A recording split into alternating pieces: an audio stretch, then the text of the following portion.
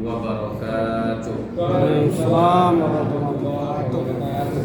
Alhamdulillahi rabbil alamin, wassalatu wassalamu ala asyrafil anbiya'i wal mursalin wa ala alihi wa ashabi rasulillahi ajma'in. Asyhadu an la ilaha illallah wahdahu la syarika lah wa asyhadu anna sayyidana Muhammad bin Abdillah salawatullah alaihi wa salamuhu sallallahu alaihi wa ala alihi wa ashabihi wa man sara ala nahji wa tamassaka bi sunnatihi ila yaumiddin wa sallama tasliman katsiran mazida amma ba'd.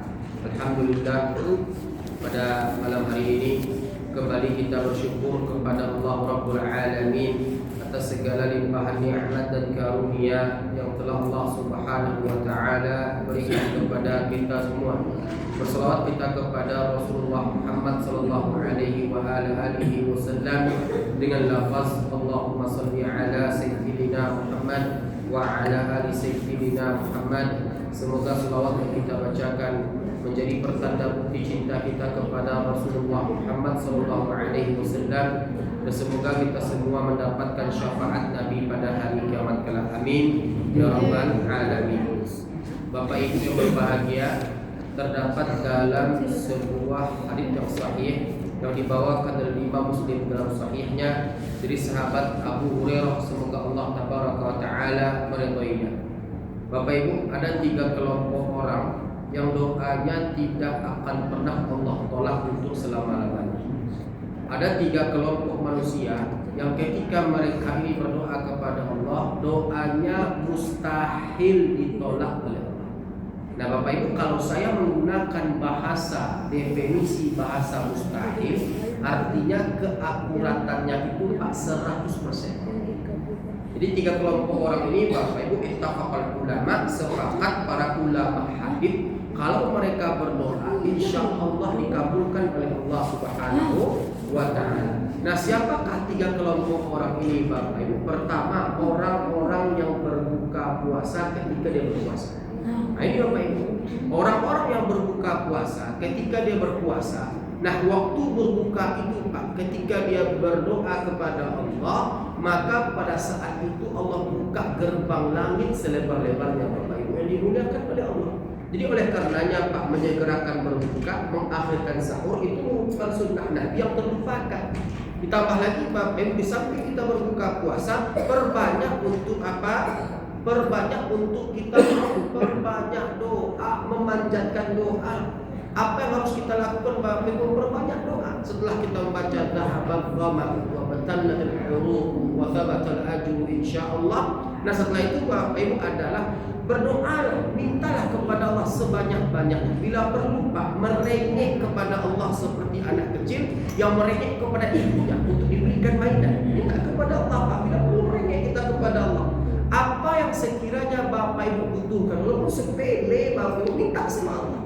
Karena Bapak Ibu ini muliakan Allah. Ketika kita minta kepada Allah, Allah semakin cinta kepada kita. Bukankah Allah Ta'ala berkalam, terdapat pada Al-Baqarah, A'udzu billahi minasyaitonir rajim, wa idza sa'alaka 'ibadi 'anni fa inni qarib ujibu da'watad da'i idza da'an falyastajibu li wal yu'minu bi la'allahum yarshudun. Bapak Ibu ini muliakan Allah. Maknanya adalah apabila hambaku bertanya, apabila hambaku meminta kepadaku ya Muhammad, katakan kepadanya aku dekat dengannya.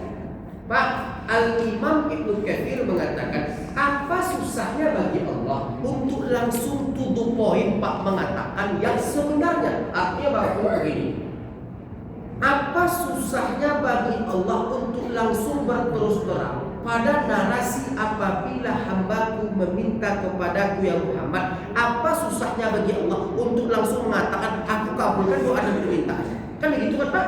Kan begitu kan Bu?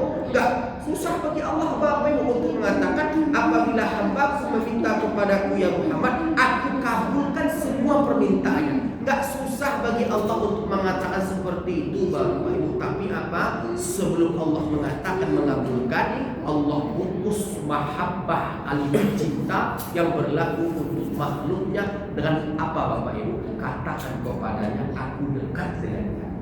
Nah, barulah setelah itu Allah katakan, aku akan kabulkan setiap permintaan yang dia mintakan kepadaku. Artinya apa Pak? Allah itu dekat dengan hamba yang rajin meminta kepadanya. Allah mengumumkan, Allah mengamirkan di hadapan para makhluknya, aku dekat, aku bersahabat dengan orang-orang yang rajin meminta kepadaku. Bu, kalau kita minta kepada manusia, Bu, berapa kali batasnya? Saya minta kepada Buya Dede Firmansyah. Berkebetulan beliau qadarullah, beliau punya kebun mangga Indramayu, bibitnya dibeli di Indramayu. Jadi setiap saya datang ke sana itu, Bu, saya minta, Ustaz Dede, mintalah mangganya agak 2 buah, kan begitu Buya. Ambillah kata Buya. Besoknya datang lagi saya Bapak Ibu untuk minta kedua kalinya. Kira-kira apakah Buya memberikan? Masih Bapak Ibu, ambillah, tapi agak masam wajahnya. Besoknya saya ulang lagi Bapak Ibu untuk hari ketiga, minta lagi Buya. Kira-kira apa yang dikatakan beliau Bapak Ibu? Berapa kali batas kita minta kepada manusia sampai manusia itu jenuh dan bosan? 3 kali Pak, itu udah banyak tuh Pak, itu udah banyak tuh. Ke Allah Bapak Ibu sebanyak-banyaknya sampai muntah, sampai melimpah, mintalah sama Allah. Ragu kita sama Allah Pak, tidak boleh kita ragu Pak. Kita harus optimis, harus berprasangka baik kepada Allah Subhanahu wa Ta'ala. Jadi oleh karenanya Bapak Ibu, saran kami saran kami di waktu berbuka puasa, dan untuk Bapak juga saran kami, ada satu amalan yang ini merupakan sunnah yang baik yang dilakukan oleh para sahabat Nabi, dilakukan oleh tabi'in dan tabi'in bahkan atba'us salaf. Mereka Bapak Ibu ketika masuk kepada 10 hari terakhir, mereka meningkatkan eksistensi doa yang mereka tunjukkan untuk kedua orang tua mereka. Itu dia Pak. Jadi Bapak Ibu, 10 hari terakhir orang-orang saleh pada masanya mereka menghabiskan waktu-waktu terbaik mereka untuk mendoakan kedua orang tua mereka. Ini yang terlupakan oleh kita Bapak Ibu, dimuliakan oleh Allah. Betapa bahagianya orang tua kita yang terkubur di alam kubur sana. Kalaulah boleh kita berkata-kata Bapak Ibu, lebih kurangnya akan berkata seperti ini ketika kita doakan, terima kasih ya Allah, Engkau telah memberikan, menggerakkan hati anakku yang menyebabkan kami mendapatkan keberkahan doa.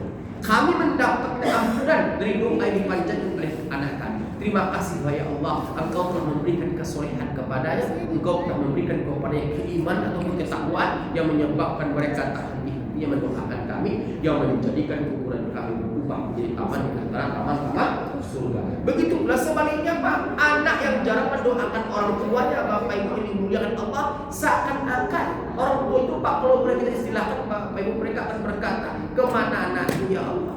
Di mana anakku ya Allah? Gersang kuburanku ya Allah. Tidak ada doa yang dipanjatkan mereka ya Allah. Apakah mereka lupa sebegitu cepatnya kepada kami ya Allah? Tergantung kita Bapak Ibu yang dimuliakan Allah. Orang yang berbuka puasa, ketika mereka berpuasa, doa-doa mereka dikabulkan oleh Allah Subhanahu wa Ta'ala. Ini kelompok pertama. Kelompok kedua, doa ibu kepada anaknya itu mustahil ditolak oleh Allah. Yang ngomong bukan saya, yang ngomong Nabi alaihi salatu wassalam. Kelompok kedua, doa ibu kepada anaknya. Bu, pertanyaannya, kenapa Nabi menyebutkan ibu? Kenapa Nabi tak menyebut ayah? Bisa aja kan bukan? Bisa aja kan Pak, doa orang tua kepada anaknya. Kalau orang tua Pak berarti ada 2 kemungkinan, ibu dan ayah. Nah, di situ secara tekstual hadis ataupun matan hadis, Nabi berkalam doa ibu kepada anaknya. Nabi hanya menyinggung seorang individu saja, yaitu ibu. Kenapa? Kenapa? Doa ibu kepada anaknya mustahil ditolak oleh Allah. Kenapa Bu? Kenapa Pak? Perhatikan Pak ya. Al-Quran berkisah tentang perjuangan ibu. Wa wasainal insana biwalidayhi ihsana, hamalathu ummuhu kurha wa wada'athu kurha زوجها وحمله وفصاله 30 شهرا حتى إذا بلغ أشده وبلغ 40 سنة. Bu, Allah mengisahkan tentang ibu, bagaimana perjuangannya berat dalam mengandung tadi itu, setelahnya menggadaikan nyawa ketika melahirkan, setelahnya berdarah-darah ketika melahirkan, robek daging ketika melahirkan, disusui selama 2 tahun, dicebokkan kotoran, setelahnya dimandikan dengan penuh cinta dan kasih sayang. Makanya Nabi menggunakan kalimat ibu secara individu. Nabi tak sebut ayah. Kenapa? Beda porsi dan beda kedudukan. Beda kedudukan. Nah, bukan berarti Islam menghilangkan peran seorang ayah. Tidak. Islam tak pernah menghilangkan peran seorang ayah. Dalam hal ini Bapak Ibu, ketika seorang ibu tersakiti hatinya, tersakiti jiwanya, robek batinnya oleh perilaku seorang anak, maka doa ibu tersebut itu menembus pintu langit Allah sampai pintu yang ke-7. Makanya Bu ya, ibu kalau marah tolong jaga lisan. Jangan sampai Allah mendengar kalam ibu, ibu sumpahi anak ibu, ibu kutuk anak ibu. Al-kalam nisfutuha, ucapan bagian daripada doa. Ibu jangan menyesal nanti ketika ibu mendapat anak yang perilakunya seperti yang ibu sumpahkan tadi. Bu, yang menyebabkan anak itu menjadi sengsara adalah sumpah ataupun kutukan orang tua. Jadi oleh karenanya ibu-ibu kalau marah tolong jaga lisan. Jangan asal berbunyi atau asal sebut atau asal ngomong. Kenapa demikian Ustaz? Ibu doanya itu menembus pintu langit Allah sampai pintu yang ke-7. Makanya Bu, ketika ada ibu marah sama anaknya, anak setan lah katanya Bu kan, anak hantu lah, maka tak untuk kemungkinan Pak perilaku anak itu menjadi setan, Pak. Perilaku anak itu menjadi hantu. Dikarenakan apa? Dikarenakan ucapan yang tidak bisa kita kontrol tadi. Paham? Jadi Nabi berbicara kekhususan ibu memiliki kedudukan yang berbeda dengan peran seorang ayah. Makanya Pak, ketika sahabat Nabi datang, wahai Nabi, kepada siapakah aku harus berbuat baik? Apa kata Nabi? Setelah itu siapa lagi wahai Nabi? Kenapa Nabi mengulang 3 kali Bapak Ibu? Ibu. Itulah maksudnya bahwasanya ibu itu memiliki maqam yang tidak dimiliki oleh seorang ayah. Maqam ibu memandang, melihat dengan kacamata cinta. Ibu memandang dan melihat dengan kacamata rahim, rahmat dan sayang. Sementara ayah memandang dengan kacamata logika. Makanya Bapak Ibu, jarang-jarang anak itu bisa besar di bawah asuhan ayah. Jarang Bapak Ibu. Betul? Perhatikan Bu, induk ayam itu pergi, anak ayam ketika menetas pergi ke induknya atau pergi ke ayam jantan. Pernah nggak ibu tengok anak kucing pergi dengan kucing jantan? Pernah nggak Bu? Atau anak ayam pergi dengan ayam jantan? Ada nggak Bu? Nggak pernah Bapak Ibu. Hatta sampai dengan singa pun Bu ya, anak singa yang buas itu Bu ya, perginya kepada induk betina singa. Nah, kenapa demikian? Fitrah yang Allah ciptakan pada hewan-hewan betina yang Allah tanamkan pada diri mereka tadi itu ya, rasa rahim yang hatta itu berlaku sampai dengan hewan sekalipun. Jadi oleh karenanya fitrah seorang ibu merupakan madrasah pertama anak-anak mereka. Ibulah yang menentukan anak itu baik atau buruknya, soleh ataupun tidak solehnya. Maka oleh karenanya Bu ya, hati-hati doa ibu bisa menjadikan anak sengsara dunia dan akhirat. Yang ketiga adalah kelompok ketiga Bapak Ibu ini dimuliakan Allah, doa mereka mustahil ditolak oleh Allah alias dikabulkan oleh Allah adalah doa orang-orang terzalimi. Apa kata Nabi Bapak Ibu? Terdapat dalam banyak kalamnya. Nabi berkalam, Nabi bersabda, wattaqi da'watal mazlum fa inna laisa bainahu wa bainallahi hijab. Berhati-hatilah kalian dengan doa orang-orang terzalimi. Berhati-hatilah kalian dengan doa orang-orang terzalimi, karena sesungguhnya tidak ada pembatas antara diri orang terzalimi dengan Allah. Ketika kita menzalimi orang, dia ambil haknya kepada Allah, maka kita semua berada pada masalah yang sangat besar. Hati-hati Ustaz, saya pernah menzalimi orang Ustaz. saya menzolimi orang, saya menggibah orang, saya memfitnah orang, saya mengambil hak orang, saya mengubah batas patok tanah, saya meminjam uang orang tak saya kembalikan. Kan yang penting saya sudah minta maaf, kan begitu loh. Yang penting saya sudah minta maaf. Terserah mau dia maafkan atau tidak. Nggak bisa begitu kaedahnya, Pak. Nggak bisa begitu kaedahnya, Bu. Ulama sepakat, termasuk diantaranya Al-Imam Ibnu Hajar Al-Asqalani dalam kitab Fathul Bari, Bapak Ibu ya, urusan dengan manusia itu jauh lebih sulit dan berat ketimbang urusan dengan Allah.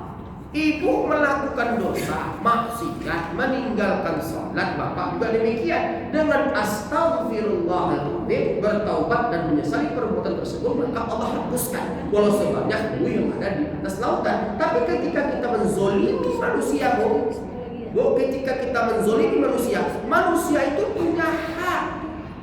Apa haknya? Dia punya hak memaafkan, dan dia juga punya hak untuk tidak memaafkan. Jangan paksa. Kalau dia tak mau memaafkan, itu haknya dia, Bu. Nah, ketika dia tak mau memaafkan Bapak Ibu, disitulah petaka berlaku di kita. Jadi hati-hati, Bu. Jangan gampang-gampang kita menzolimi orang. Dan ghibah termasuk dosa besar. Bu, boleh saya bertanya, Bu? Ini hadiah ya, Bu ya. Apa ya? Dia bukan bermaksud untuk sok kaya atau bagaimana. Soalnya saya ceramah di konferensi orang kaya, Pak. Maka oleh karenanya Bapak Ibu yang dimuliakan Allah, ini hadiah. Bu, di mobil saya ada minyak goreng Bimoli 1 karton. Ya, 2 liter. Jadi 6 piece. Lalu setelahnya ada minyak goreng telur ayam beras premium harga 58.000 dari toko Anak Apa. Jadi Bapak Ibu, saya kasih kepada Ibu secara cuma-cuma. Nanti habis tarawih kita kasih, insyaallah gratis. Dengan satu syarat, coba Ibu angkat tangan. Ya, angkat tangan yang tak pernah menggibah orang semenjak baliknya sampai hari ini. Coba angkat tangan. Ada atau tidak? Ais. Enggak jadi ya dia. Semenjak baliknya sampai hari ini. Ada atau tidak? Saya berani dia ngasih hadiah karena saya yakin nggak bakal ada yang angkat tangan. Kenapa? Karena mustahil. Nggak ibu, nggak saya, nggak bapak itu pasti pernah terjebak pada dosa ghibah. Makanya saya yakin ngasih reward hadiah untuk ibu-ibu yang mau angkat tangan yang tak pernah menggibah orang seumur hidupnya walaupun cuma 1 kali. Kan begitu, Bu. Bahkan lebih parahnya Bapak Ibu ya, Al-Imam Al-Ghazali menyebutkan dalam kitab Ihya Ulumuddin. Ibu tahu induk kemunafikan, ulama menyebutnya sebagai induk kemunafikan. Bukan anak munafik tapi induk angkarnya munafik. Induk kemunafikan adalah dengan perangai seperti ini, adalah dengan perilaku seperti ini. Seperti contohnya sebagai berikut Bapak Ibu. Disebut sebagai induk kemunafikan. Ketika Bapak Ibu ada melihat orang, ya, ada melihat orang dengan karakter, contoh dia nggak suka kepada si A, dia nggak suka kepada si B, diajaknya orang beramai-ramai untuk tak menyukai si A, diajaknya orang beramai-ramai untuk tak menyukai si B. Nah, ini disebut oleh para ulama sebagai induk kemunafikan. Ada nggak orang dengan perangai seperti ini, Bapak Ibu? Ada nggak, Pak? Ada, Bapak Ibu. Bahkan saya pernah diundang bulan puasa ini WDD ya, beberapa hari yang lalu Bapak Ibu diundang buka puasa bersama ya, yang ditajak oleh majelis taklim ibu-ibu di sebuah masjid yang ada di Tengku Baik. Jadi tahun kemarin saya juga ngisi. Nah, tahun sekarang saya juga ngisi. Tahun kemarin Bapak Ibu gak kurang 100 orang, 60 sampai 100 orang yang datang. Nah, tahun sekarang Bapak Ibu yang datang cuma 5 orang. Beberapa hari yang lalu bahkan sudah membaca sadaqallahul azim qori yang ada di radio itu, Pak, sebelum bentuk di tabung itu Bapak Ibu, yang datang cuma 5 orang. Sementara nasi kotak itu, Pak, tersusun rapi, itu enggak kurang 100 kotak. Merek kotaknya Pak Nurdin, Pak. Merek kotak. Lalu di situ tertulis lauknya itu Buya RDG, apa dia, Pak? Nampak tuh, enggak kurang 100 kotak. Saya tanya kepada ibu-ibu yang hadir ketika itu, termasuk koordinatornya, mana yang lainnya, Bu? Mana yang lainnya? Kok bisa yang hadir cuma 5 orang? Apa kata ibu sambil bersedih? Bapak Ibu yang dimuliakan oleh Allah Subhanahu wa taala, itulah Ustaz, kami adalah kepengurusan majelis taklim baru terbentuk ketika Syaban kemarin. Nah, sempat beredar pesan di grup WhatsApp Pak Ustaz, katanya begini Pak Ustaz, kalau pengurus baru tahu yang buat acara pengurus lama tidak akan datang. Astagfirullah. Ini banyak Pak orang-orang dengan model seperti ini Bapak. Banyak. Nabi mengancam la yadkhulul jannata namam, tidak masuk surga tukang adu domba. Nah maka oleh karenanya punya, karena kita ada pertanggungjawaban setelah kematian, kurang-kurangilah menzolimi orang lain, kurang-kurangilah menghibah orang lain, kurang-kurangilah memfitnah orang lain, karena sesungguhnya sesuatu keburukan pasti akan diminta pertanggungjawaban oleh Allah. Waktu kita sangat terbatas Bapak Ibu, maka oleh karenanya kesimpulan kita adalah hadits yang sahih yang dibawa oleh Imam Muslim dalam sahihnya, berarti 3 kelompok orang ini Pak ketika berdoa kepada Allah mustahil doanya ditolak oleh Allah. Yang pertama adalah doa orang-orang yang berbuka puasa ketika mereka berpuasa. Yang kedua adalah doa ibu kepada anaknya. Yang ketiga adalah doa orang-orang yang terzalimi. Semoga bermanfaat dan semoga apa yang kita sampaikan pada malam hari ini meninggalkan pesan yang cukup berarti. Semoga kita semua terhindar dari perilaku zalim yang dapat merugikan orang lain. Bapak Ibu yang dimuliakan Allah, saya minta maaf sebesar-besarnya tidak bisa membersamai tarawih kita pada malam hari ini, berhubung saya terjadwal imam di Markazul Fatih di Tahfidzul Quran. Malam hari ini Pak kami masuk kepada surat Ahzab. Alhamdulillah sampai hari ini masih istiqomah setiap malamnya 1 juz Al-Quran dengan riwayat Hafs an Asim di Thariqatul Imam Syafi'i.